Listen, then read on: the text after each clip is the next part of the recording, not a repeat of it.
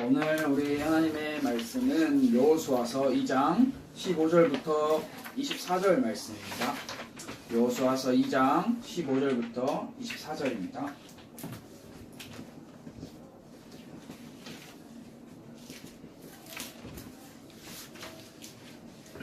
자, 여호수아 여섯 번째 이야기입니다. 여호수아 여섯 번째 이야기 2장 15절부터 24절 말씀을 우리 다 찾아서 한 절씩 번갈아 가면서 교독해보면 좋을 것 같아요.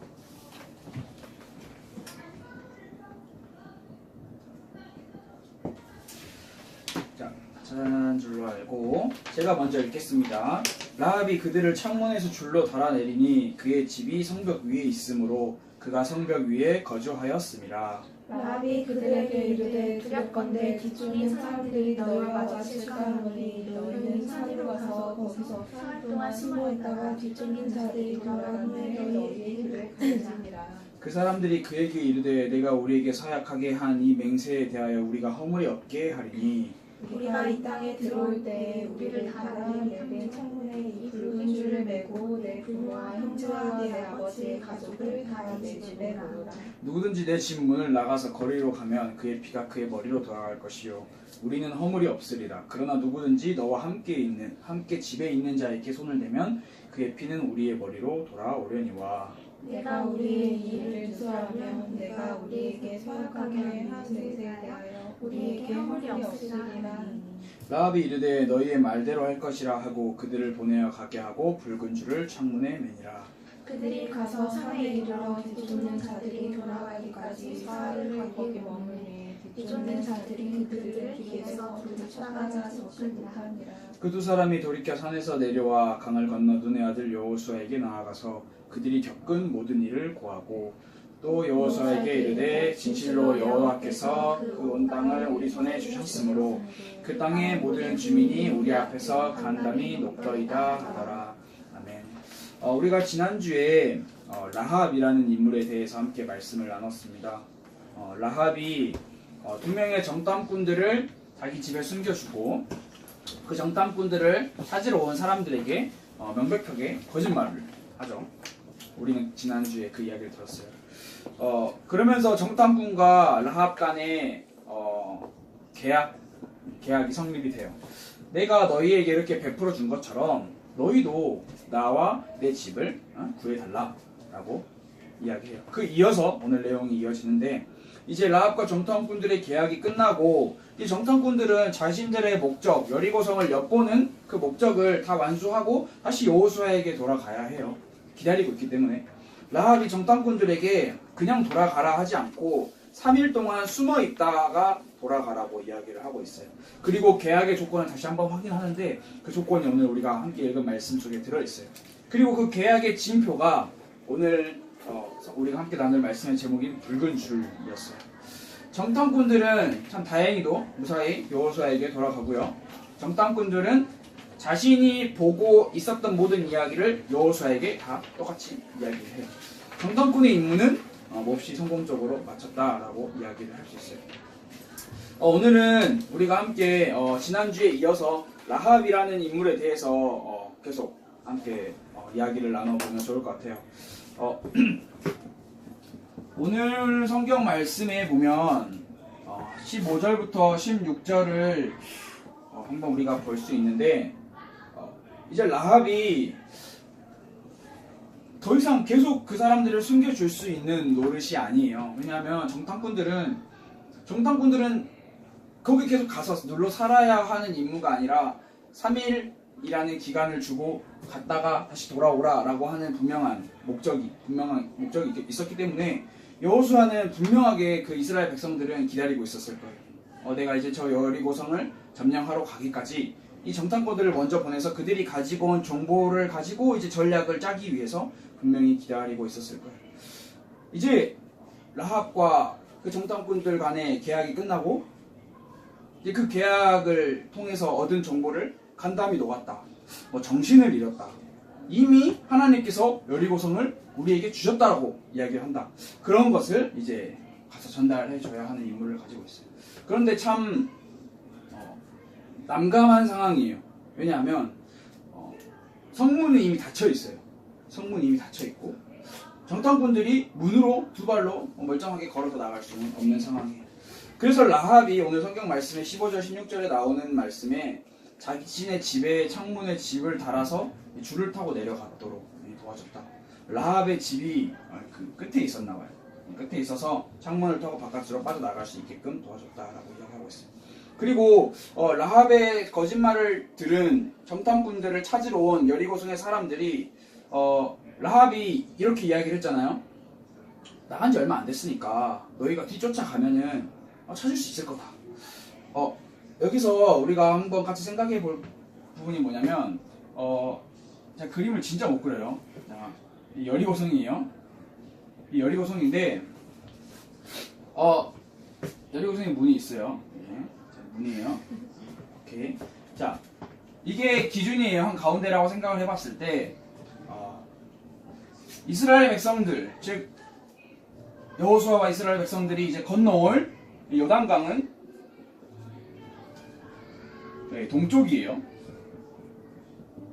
여기 이제 이스라엘 백성들이 있어요. 그리고 오늘 라합이 3일 동안 산에서 숨어 있다가 가라라고 말한 곳은 서쪽이에요. 자, 산은 이렇게 그리면 되겠죠. 산이에요. 여기 서쪽이에요. 자, 우리가 당연하지 않을 수도 있는데 저는 당연하게 여겨지긴 했어요. 분명히 여리고성을 나간 지 얼마 안 됐다. 요단강 쪽으로 갔을 거다라고 말했으니까 정탐꾼들이 몇 명이 정탐꾼을 잡으러 간 사람이 몇 명인지는 모르겠지만 당연히 동쪽으로 갔겠죠. 그렇죠? 갔겠죠.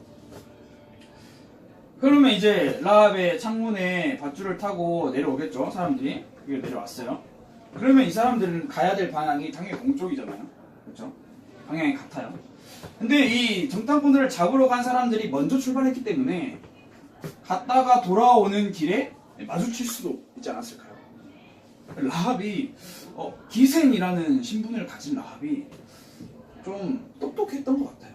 그래서 이 정탐꾼들을 바로 동쪽으로 가게 하지 않고 서쪽으로 와서 여기서 3일 동안 있다가 이 사람들이 다 갔다가 오후 와서 들어오면 그때 가라라고 이야기했어요. 그래서 결과적으로는 이 사람들은 안정적으로 돌아가요. 안정적으로. 그래서 라합이 우리가 지난주에도 함께 이야기를 나눴지만 그냥 간 보는 게 아니에요. 자기 자신의 그런 뭔가 지식과 얄팍한 수로 이 정탐꾼들과 내가 이거 해줄게, 너가 나한테 이거 해줘, 이 정도가 아니에요. 그 정도로 오해 우리가 하면 안 되고, 라합은 자신의 모든 존재, 모든 것, 생명, 자신의 가정, 자신의 미래, 자신의 앞으로 일어날 모든 것, 거기에 가장 중요한 자신의 영적인 구원에 관한 것, 그 모든 것을 다 올인했어요. 그래서 라합은 어정쩡하게 행동하지 않고 모든 것을 걸고 여호와 하나님만을 기다렸죠. 이 라합이 이제 나중에 어떻게 나오는지 한번 우리가 같이 또 나눠보면 좋을 것 같아요. 정탐꾼들과 라합 사이에 계약이 있었어요. 그 계약이 라합이 숨겨준 그 선대해준 은혜를 베풀어준 그 대가를 너희도 나한테 해줘라 라고 똑같이 이야기해요. 그래서 그 계약의 진표, 계약의 쉽게 말하면 계약서 같은 거라고 할 수 있는데 그 당시에는 계약서를 쓰진 않았겠죠. 근데 라합의 집을 우리가 안전하게 지켜주겠다라고 분명하게 명령을 했어요. 그게 바로 오늘 나오는 이 붉은 줄인데요. 우리가 붉은 줄에 대해서 함께 이야기를 조금 나눠볼까 해요. 붉은색, 빨간색. 자, 뭐가 떠올라요? 피. 또 뭐가 떠올라요? 가양이 뭐가 떠올라요? 빨간색, 붉은색. 저는 토마토가 떠올랐어요. 갑자기 토마토가 그건 안 쓰게. 모르겠어. 갑자기 토마토 먹고 싶었나 봐요. 나 가영아 뭐가 떠올라? 붉은색. 그 빨간색으로 된 음식 중에 뭐 있어? 너무 많아. 너무 많아. 너무 많아. 몰라. 자, 우리가 성경에서 성경이라는 그 하나님의 말씀 속에서 붉은색을 상징하는 가장 대표적인 게 피예요. 뭐 양의 피, 뭐 소의 피, 어떤 동물의 피, 그리고 뭐 사람의 피, 예수님의 피, 많은 피를 상징하고 있어요. 근데 우리가 성경에서 이 피를 상징하는 것은 생명 그리고 구원을 상징하고 있어요. 라합은 붉은 줄을 자신의 창문에 이렇게 걸어 놓으면서 구원에 대한 희망과 이 생명, 자신의 생명을 건져줄 그런 기대를 담고 있었어요. 우리가 이 여호수아 읽기 조금 전에 넘어가면 출애굽기라는 성경이 나오는데 그 성경 말씀에서 이스라엘 백성들이 출애굽하여서 나온 사건을 우리는 너무나 많이 들어서 알고 있어요. 10가지 재앙 중에 마지막 재앙이 모든 생명 있는 것들 중에 처음 난 것, 즉 장자의 생명을 하나님께서 거두어 가시겠다라고 이야기했어요. 그 예외가 있어요. 그 예외가 뭐였냐면 하나님께서 명령하셨던 그 어린 양을 잡아서 문설주와 이렇게 바르면 그 안에 들어가 있는 사람이면 내가 그 집을 넘어가겠다라고 이야기를 하세요. 그게 바로 이제 6월절 패스오버라고 하는 그 날이에요. 그날을 기점으로 해서 이제 이스라엘 백성들이 400년이라고 하는 애굽의 종로에서 이제 빠져나오게 돼요. 그때 이스라엘 백성들에게 그때 구원이 임했어요. 오늘 우리가 성경 말씀 읽은 것 중에 22절부터 24절에 보면은 똑같은 내용이 나와요. 그게 어떤 것이냐면 하나님께서 우리가 1장, 제일 처음에 1장에 엄청 강조해서 이야기했던 게 하나님께서 여호수아에게 이렇게 말씀하세요. 내가 너희한테 이 땅을 줄 거다 라고 말씀하셨나요? 자, 기억이 날까요? 내가 너희에게 이 땅을 줄 거야. 너희 한번 잘 해봐. 아니면 내가 이미 너한테 이미 주었다 라고 이야기를 했을까요? 이미 주었다라고 이야기하고 계세요. 그리고 또 신기한 게 지난주에 라합이라는 사람도 이미 자기가 살고 있는 이 여리고 가나안 땅을 이스라엘 백성들에게 이미 하나님이 주었다라는 걸 자기도 심지어 알고 있다라고 이야기해요. 그리고 오늘 돌아가는 이 정탐꾼들 또한 여호수아에게 가서 22절부터 24절에 보면은 이렇게 이야기를 해요. 이미 하나님께서 주었다라고 이야기해요. 여기서 우리가 간단하게 한번 짚고 넘어갈 부분이 뭐냐면 정탐꾼을 보낸 이야기가 하나 더 있어요. 이 여호수아가 보낸 2명의 정탐꾼이 아니라 모세가 보낸 정탐꾼 12명의 정탐꾼들이 또 있어요. 또 민수기 13장부터 14장을 사이를 살펴보면 이야기가 있는데 그 사람들은 애초에 불신을 가지고 정탐을 하러 들어갔어요. 불신을 하러 들어간 그 정탐의 결과는 불신으로 다가왔어요. 뭐라고 이야기를 했냐면 좋은 땅이다. 하나님께서 우리에게 좋은 땅을 주셨다라는 것은 주실 거라는 것은 우리가 알겠다. 그런데 그 사람들은 무슨 거인 같고 무슨 엄청 큰 사람들이어서 우리는 그 땅에 들어가면 다 잡아먹히고 말 것이다. 그래서 우리는 그 땅을 들어가지 못하겠다.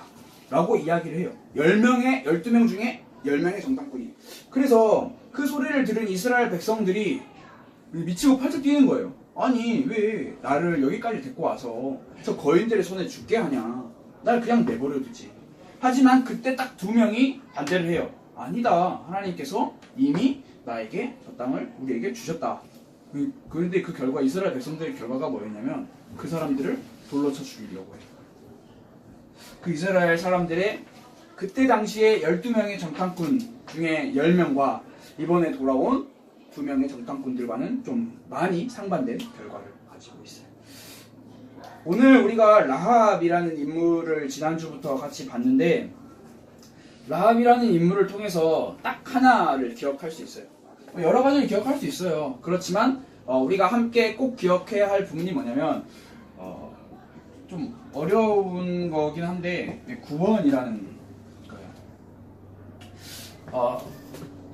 우리는 라합의 이야기를 통해서 다른 것들을 많이 볼 수 있지만 하나님께서 어떻게 구원을 이루어 가시는지를 볼 수 있는 게 가장 중요한 키포인트인 것 같아요.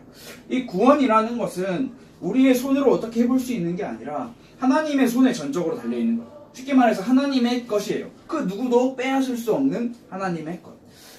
우리가 지난주에도 이야기를 나눴듯이 라합이라는 인물은 기생이라는 직업을 가지고 있었어요. 기생은 자신의 몸을 팔아서 돈을 버는 일을 직업으로 하는 창녀를 이야기하고 있어요.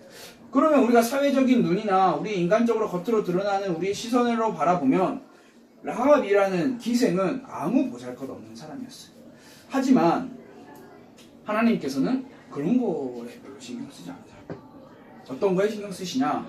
나를 간절히 찾는 자, 하나님을 간절히 찾는 자, 그 자에게 하나님의 구원이 임했다라는 거예요. 우리는 라합을 보면 그거를 확실하게 알 수 있어요. 라합은 분명히 이방 여자였어요.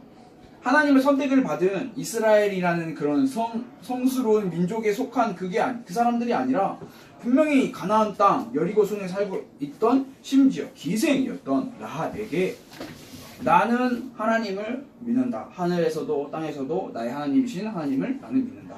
라합의 직접적인 마음은 잘 모르겠지만 그러한 라합의 신앙 고백을 봤을 때 라합은 진짜 하나님을 믿었던 것 같아요. 그래서 그 라합에게 구원이 임했죠. 우리가 함께 생각해보고 고민해봐야 할 부분이 있어요. 구원은 우리가 흔히 이 십자가를 가리키죠.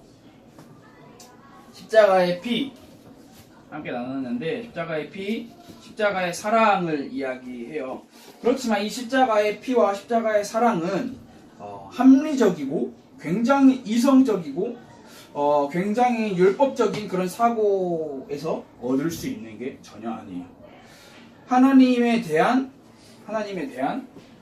전적인 믿음에서 나오는 게 바로 구원인데